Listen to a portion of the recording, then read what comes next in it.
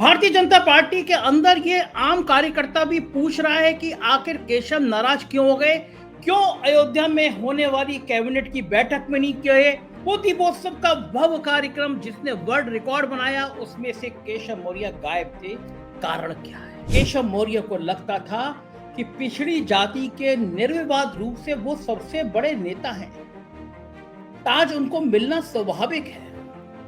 और उसके बाद जब ताजपोशी का नंबर आया तो अचानक रेवेन का चश्मा लगाए हुए हेलीकॉप्टर से योगी आदित्यनाथ उत्तर प्रदेश की राजनीति में लैंड कर गए। अमित शाह ने बुलाया केशव मौर्य को, चाय पिलाई, नाश्ता कराया, जेपी नड्डा ने बुलाया, लेकिन योगी आदित्यनाथ पर इन सब बातों का कहां फर्क पड़ता।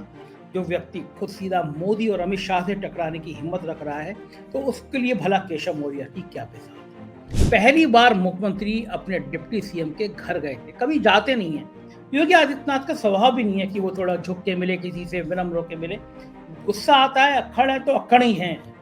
मना कर दिया, नहीं जाऊंगा, नहीं बात करूंगा तो नहीं करूंगा, लेकिन फिर संघ ने समझाया कि पूरा चुनाव खराब हो जाएगा, मुख्यमंत्री तो आपको बनना है। एक बार केशव मौर्य के घर जाकर चाय पीने में समस्या क्या है, मान जाइए, चले जाइए। और फिर मुख्यमंत्री केशव मौर्य के घर गए। नमस्कार, मैं हूं संजय शर्मा, आप देख रहे हैं 4 PM न्यूज नेटवर्क। ये आम धारणा है, आम चलन में बात है कि दिल्ली का रास्ता यूपी से होकर जाता है।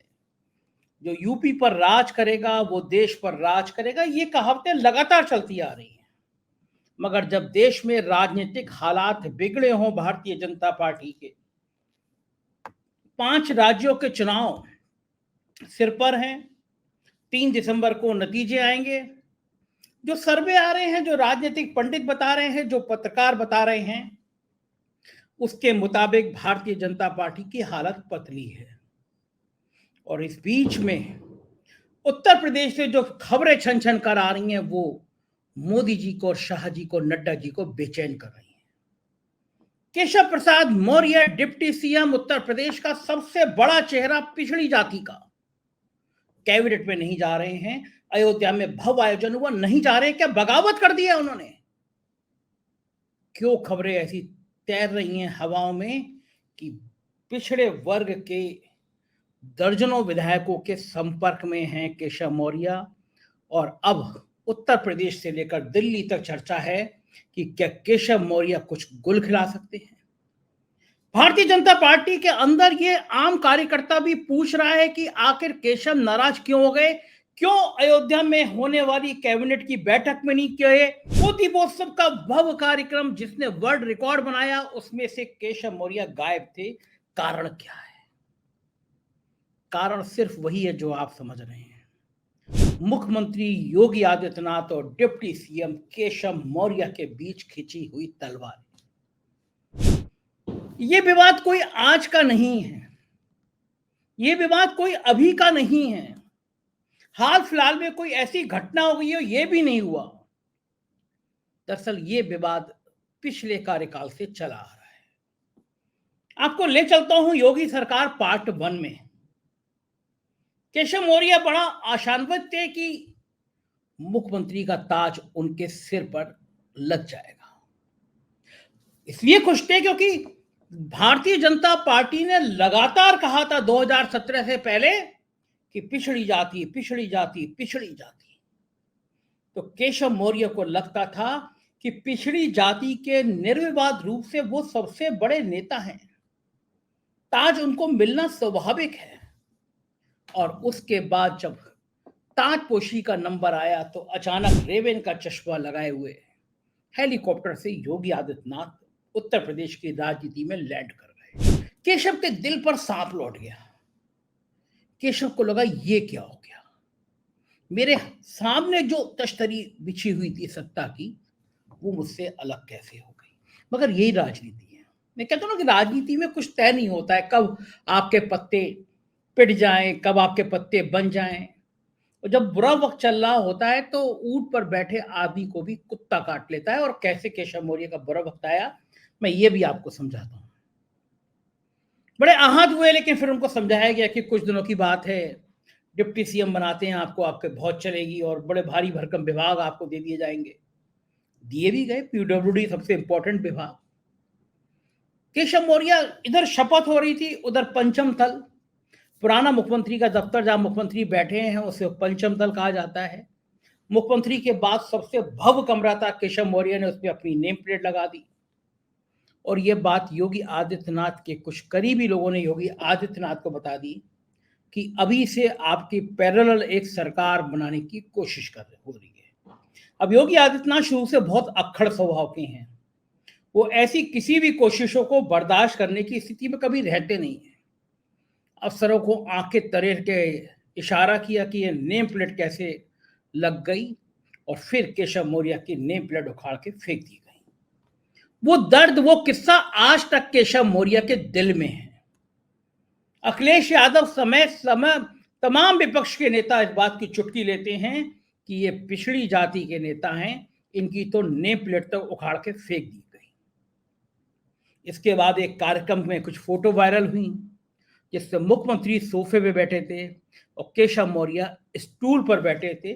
सहज भाव से भी बैठ सकते हैं, लेकिन उस एक फोटो ने केशव मौर्य के विरोधियों को केशव मौर्य की मजाक उड़ाने का मौका दे दिया। विपक्ष ने कहा कि आप तो स्टूल मंत्री हैं, आपकी हैसियत इतनी है कि आपको स्टूल पर बिठाया जाता है। एक बार फिर हरी मिर्च का जायका जो था वो केशव मौर्य की जीभ पर आ गया। इतना अपमान, इतना तिरस्कार, और फिर पीडब्ल्यूडी के कुछ बड़े कामों की जांचें भी शुरू हो गई। विभाग में ऐसे ऐसे अफसर तैनात कर दिए मुख्यमंत्री योगी आदित्यनाथ ने जो केशव मौर्य की सुनते ही नहीं थे। दोनों के बीच तकरार बढ़ती चली गई, गैप बनता चला गया, संवादहीनता जैसी स्थिति पैदा हो गई। फिर आया 2022 का चुनाव और केशव मौर्य ने साफ साफ कह दिया कि मुख्यमंत्री का चेहरा नहीं होना चाहिए। खराब संदेश जाएगा, पिछड़ों में मैं मैनेज नहीं कर पाऊंगा। पिछड़ों में मैसेज जाएगा कि पिछली बार आपने कहा था पिछड़ों की जाति का कोई नेता होगा, लेकिन एक ठाकुर जाति के योगी आदित्यनाथ को बैठा दिया गया, अब मैं मैनेज नहीं कर पाऊंगा। तब एक बार फिर योगी आदित्यनाथ को समझाने की कोशिश करी। संघ के नंबर 1 नंबर 2 के नेता लखनऊ आए, बैठ के चली, और योगी आदित्यनाथ ने फिर एक बार कड़े तेवर दिखाए। संघ के नंबर 1 नंबर 2 के नेता यहां पे इकट्ठे थे। नाराज योगी आदित्यनाथ बीच चुनाव में छोड़कर गोरखपुर जाकर बैठ गए। बीजेपी को समझ नहीं आया करें तो करें क्या। फिर संघ ने जोर लगाया, लखनऊ में बैठकों का दौर चला और योगी आदित्यनाथ को समझाया गया कि राजनीति का दर्द समझिए, राजनीति की परेशानियां समझिए, आपको केशव मौर्य से संवाद बढ़ाना ही पड़ेगा। अगर आप इस तरह केशव मौर्य से किनारे किनारे करके चले जाएंगे तो काम नहीं चलेगा। वो भड़के तो चुनाव जीतना मुश्किल हो जाएगा, क्योंकि पिछड़ी जातियों में खराब संदेश चला जाएगा। और पहली बार देखिए सत्ता जोड़ा करा दे योगी आदित्यनाथ, जो सत्ता के लिए ये माना जाता है सत्ता छोड़ देंगे, गोरखपुर चले जाएंगे, लेकिन इस कुर्सी के लिए वो भी झुके। और पहली बार योगी आदित्यनाथ केशव मौर्य के घर गए। उस समय की अखबारों की सुर्खियां अगर आपको याद हो, उस समय के टीवी चैनलों की लीड खबर आपको याद हो, एक बड़ी घटना बन गया था। पहली बार मुख्यमंत्री अपने डिप्टी सीएम के घर गए थे। कभी जाते नहीं है, योगी आदित्यनाथ का स्वभाव भी नहीं है कि वो थोड़ा झुक के मिले, किसी से विनम्र होकर मिले। गुस्सा आता है, अक्खड़ है तो अक्खड़ ही है। मना कर दिया, नहीं जाऊंगा, नहीं बात करूंगा तो नहीं करूंगा। लेकिन फिर संघ ने समझाया कि पूरा चुनाव खराब हो जाएगा, मुख्यमंत्री तो आपको बनना है। एक बार केशव मौर्य के घर जाकर चाय पीने में समस्या क्या है, मान जाइए, चले जाइए। और फिर मुख्यमंत्री केशव मौर्य के घर गए। तो तस्वीरें वायरल हुई, केशव मौर्य के परिजनों के साथ योगी आदित्यनाथ बैठे हैं, बातें कर रहे हैं, और उन तस्वीरों ने भी बहुत राजनीतिक सुर्खियां बटोरी। ये कहा गया कि केशव मौर्य ने अपनी जिद पूरी कर ली, योगी आदित्यनाथ को झुका दिया गया। लेकिन योगी आदित्यनाथ के दिल में इस बात की टीस बहुत रहती है। इसका उदाहरण आप इस बात से समझ लीजिए कि ओपी राजभर, जिन्हें अमित शाह ने ज्वाइन कराया, जिन्हें प्रधानमंत्री ने बात करके ज्वाइन कराया, दारा सिंह चौहान जिनको लड़ाया गया चुनाव, उन दोनों को मंत्री बनाने के लिए दिल्ली दरबार जोर लगा रहा है। लेकिन योगी आदित्यनाथ अड़े हैं तो अड़े हैं, नहीं बनने दिया। उस दौर में योगी आदित्यनाथ केशव मौर्य के घर तो चले गए चाय पीने, लेकिन दर्द दिल में रहा कि इस व्यक्ति ने मुझसे सामने आने की कोशिश करी तो मौके का इंतजार योगी आदित्यनाथ भी देखने लगे। और फिर जब सरकार बनी, प्रचंड बहुमत से दोबारा बनी, तो मैसेज प्रचारित किया गया कि ये तो योगी आदित्यनाथ के कामों पर बनी है, लिहाजा कोई सेकंड चॉइस ही नहीं है, मुख्यमंत्री तो फिर वही बनेंगे। और योगी आदित्यनाथ ने अपने तेवरों से दिखा दिया कि उन्हें कोई दूसरा कद स्वीकार ही नहीं है मुख्यमंत्री के अलावा। आपको याद होगा, नतीजे आने के और मुख्यमंत्री चयन में काफी दिन लगे थे। तब यही उठापटक चल रही थी, दिल्ली में चल रही थी, मोदी जी परेशान थे, शाह साहब परेशान थे। तब रास्ता निकाला गया कि फार्मूला ये होगा कि मंत्री दिल्ली के चयन पे होंगे। मुख्यमंत्री आप रही है, मंत्री दिल्ली चुनेगा। योगी आदित्यनाथ अब वो पहले वाले योगी आदित्यनाथ नहीं रहे थे। उन्हें राजनीति की ABCD काखा गा और ए से लेकर जेड तक सब चीजें याद आ गई थी, समझ गए थे। जब सूची आई तो उसमें अरविंद शर्मा से लेकर जितेंद्र प्रसाद तक के नाम शामिल थे। दोनों डिप्टी सीएम के लिए भी दिल्ली दरबार अड़ गया। मुख्यमंत्री योगी आदित्यनाथ ना ब्रजेश पाठक को पसंद करते थे, ना केशव मौर्य को, लेकिन अमित शाह ने और प्रधानमंत्री ने कहा कि ये दोनों डिप्टी सीएम बनेंगे। वक्त की नजाकत को समझते हुए योगी जी ने हाँ कर दी और दोनों डिप्टी सीएम बन गए। लेकिन इसके बाद फिर योगी आदित्यनाथ ने अपना पुराना दांव चला। इन लोगों के विभागों में वो अफसर तैनात कर दिए गए थे जहां इनकी हैसियत कुछ थी नहीं। जितेंद्र प्रसाद ने तो तबादलों में ऐसा खेल चला, 400 करोड़ का घोटाला कर डाला। पता चला मुख्यमंत्री को कि जितेंद्र प्रसाद का वो प्रिय OSD जिसको वो दिल्ली से लेकर आए हैं, कांग्रेस सरकार में जब जितेंद्र प्रसाद मंत्री थे तब भी वो OSD रहा करता था। और मंत्री लोग इस तरह के OSD रहते हैं, मंत्री लोग इस तरह के OSD रखते हैं जो करोड़ों का गोलमाल कर सके, करोड़ों का घोटाला कर सके। लिहाजा जब मुख्यमंत्री को पता चला कि PWD में 400 करोड़ तबादलों में खर्च हो गए हैं, तबादलों में घूस ली गई है, तो मुख्यमंत्री आग बबूला हो गए। तो काल उस OSD को जो डेपुटेशन पर आया था उसको वापस दिल्ली भेज दिया। पूरे मामले की विजिलेंस जांच के आदेश कर दिए। दिल्ली को भी समझा दिया गया कि आपके कहने से मंत्री तो बना दिए गए हमने, लेकिन मंत्रियों को इतनी ताकीद कर दीजिए, इतनी चेतावनी दे दीजिए कि मैं मुख्यमंत्री हूं तो गड़बड़ नहीं होना चाहिए। अरविंद शर्मा के विभाग में M देवराज जैसा एक ऐसा अफसर भेज दिया गया जो काम ही नहीं करता था, जिसकी सनक के किस्से हम बाजार में कहीं सुनाई दे सकते हैं। बिजली विभाग ठप हो गया, लोग अरविंद शर्मा को गाली देने लगे, लोग कहने लगे क्या श्रीकांत शर्मा मिनिस्टर था और एक ये आ गए हैं। जो आदमी मोदी जी का सबसे करीबी अफसर था, जिसने गुजरात से लेकर दिल्ली तक प्रधानमंत्री के साथ यात्राएं की, उसको ढक्कन बना दिया एक प्रमुख सचिव तैनात करके। कम नहीं हुआ मामला, ऐसा प्रयोग कई जगह किया और ऐसे प्रयोगों ने उन दिल्ली वालों मंत्रियों की नानी याद दिला दी। इससे पहले जब चुनाव हुआ था विधानसभा चुनाव का, केशव मौर्य जहां चुनाव लड़ रहे थे, वहां पे पल्लवी पटेल जो समाजवादी पार्टी के सहयोग से चुनाव जीती, समाजवादी पार्टी की नेता थी, उन्होंने केशव मौर्य को हरा दिया। केशव मौर्य के बहुत करीबी मित्र हैं, उन्होंने मुझसे कहा कि लखनऊ में मुख्यमंत्री कार्यालय से निर्देश दिए गए कि केशव मौर्य जीतना नहीं चाहिए। अब इसमें कितनी सच्चाई है मैं कह नहीं सकता, लेकिन केशव मौर्य के इलाके के ठाकुरों ने केशव मौर्य को नहीं सपा को वोट दिया, ऐसा लोग कहते हैं। और उसके बाद बड़े बड़े खेल हुए, केशव मौर्य के करीबियों के छापे डाले गए और केशव मौर्य चुनाव हार गए। नैतिक रूप से जो आदमी 2022 का मुख्यमंत्री बनने का सपना देख रहा था, कहा जाता है योगी आदित्यनाथ ने बिसात बिछाई और केशव मौर्य को चुनाव हरा दिया। इसमें सच कितना ये मैं कह नहीं सकता, क्योंकि ये पॉलिटिकल बातें और इतने अंदर के गेम होते हैं जिनको समझा नहीं जा सकता। लेकिन आम चर्चा ये है कि केशव मौर्य को योगी आदित्यनाथ के इशारे पे चुनाव हरवाया गया। केशव मौर्य इससे बहुत आहत हुए, उनका सारा राजनीतिक कद खत्म हो गया। ये कहा गया कि तुम चुनाव नहीं जीत सकते तो फिर तुम मुख्यमंत्री कैसे बन सकते हो। दोबारा डिप्टी सीएम बनाया गया और बड़ा महत्वहीन विभाग उनको दिया गया। केशव मौर्य का कद पार्ट 2 में, योगी सरकार पार्ट 2 में और कम हो गया। और इसके बाद आई बारी अयोध्या की, भगवान श्री राम के मंदिर की। बताया जाता है, अयोध्या के लोग बताते हैं, अयोध्या के पत्रकार बताते हैं, जब शिला पूजन हो रहा था, मंदिर का काम शुरू हो रहा था, तब भी केशव मौर्य को बहुत साइड में रखा गया।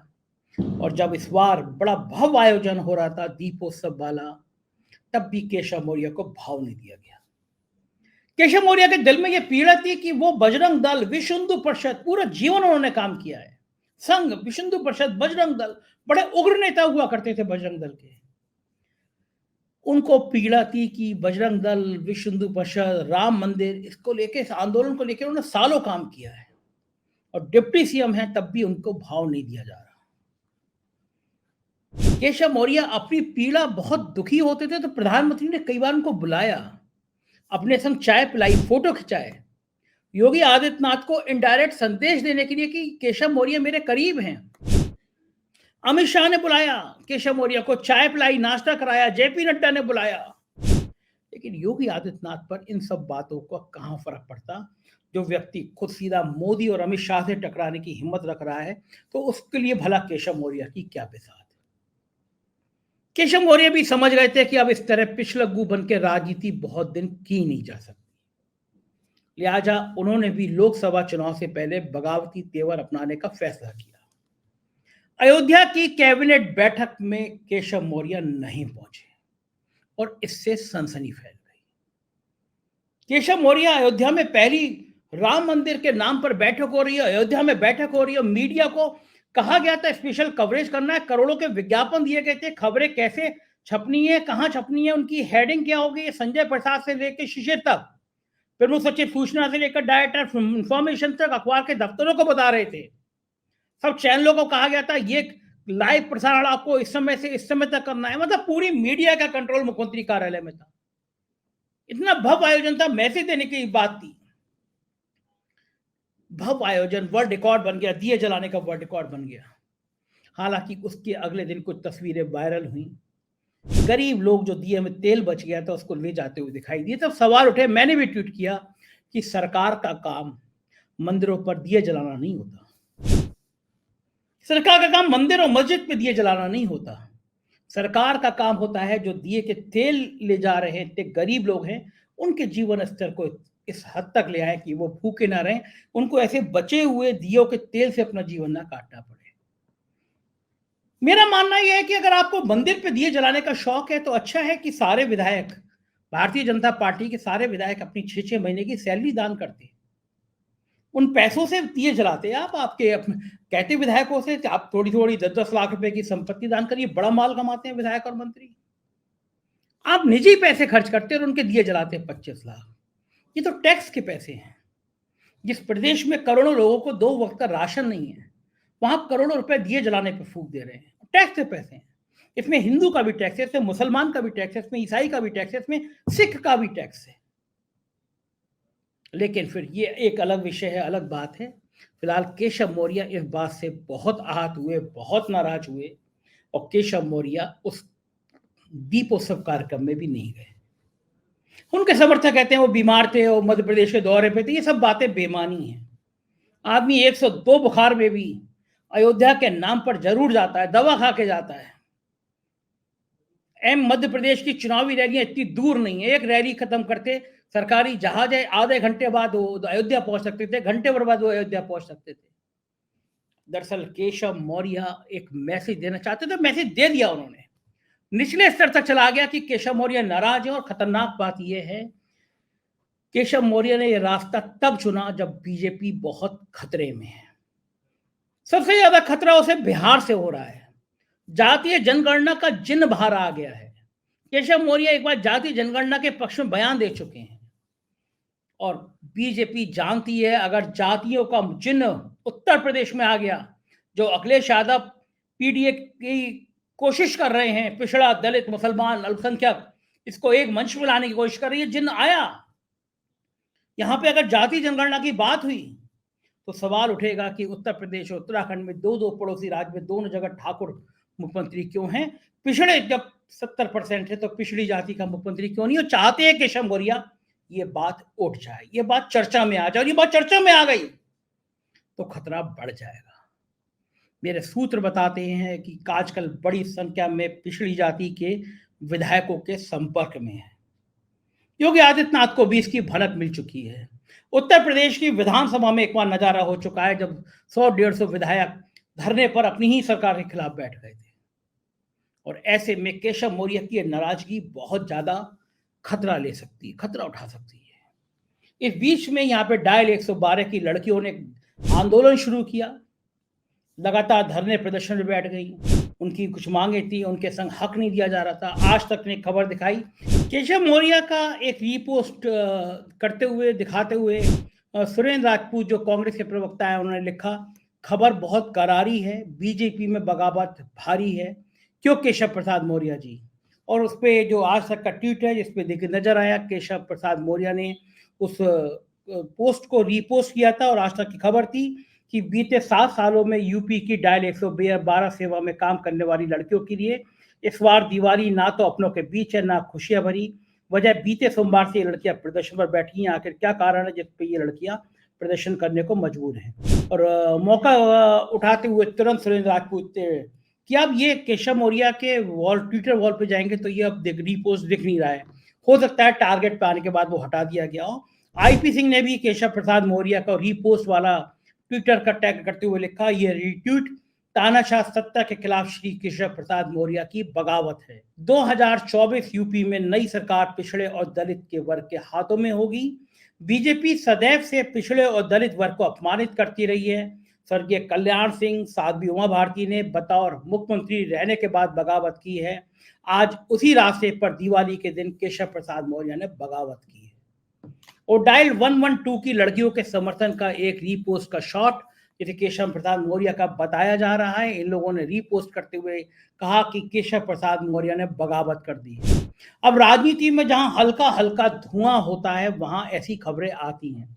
लोग कहते हैं केशव प्रसाद मौर्य बगावत नहीं कर सकते, वो तो बहुत पुराने कार्यकर्ता हैं। तो मैं उनको याद दिला दूं, वो कल्याण सिंह और उमा भारती से बड़े कार्यकर्ता नहीं हैं। ये लोग भी भारतीय जनता पार्टी के इतने ही कर्मठ कार्यकर्ता थे, लेकिन जब परिस्थितियां ऐसी आई तो उन्होंने बगावत करी, नई पार्टी तक बना दी थी कल्याण सिंह ने। तो योगी और केशव मौर्य की लड़ाई बढ़ती है, पिछड़ों के सम्मान का मुद्दा उठता है, तो भारतीय जनता पार्टी के लिए बहुत बड़ी परेशानी हो जाएगी। फिलहाल योगी के बाद केशव की यह बगावत राजनीतिक गलियारों में चर्चा का विषय है। उत्तर प्रदेश की राजनीति की तमाम बड़ी खबरें मैं आपको बताता रहूंगा। आप देखते रहिए 4PM न्यूज नेटवर्क। रिक्वेस्ट है आपके, चैनल के नीचे ज्वाइन बटन है, उसको ज्वाइन कीजिएगा, चैनल को सब्सक्राइब करिएगा। शुक्रिया, थैंक यू।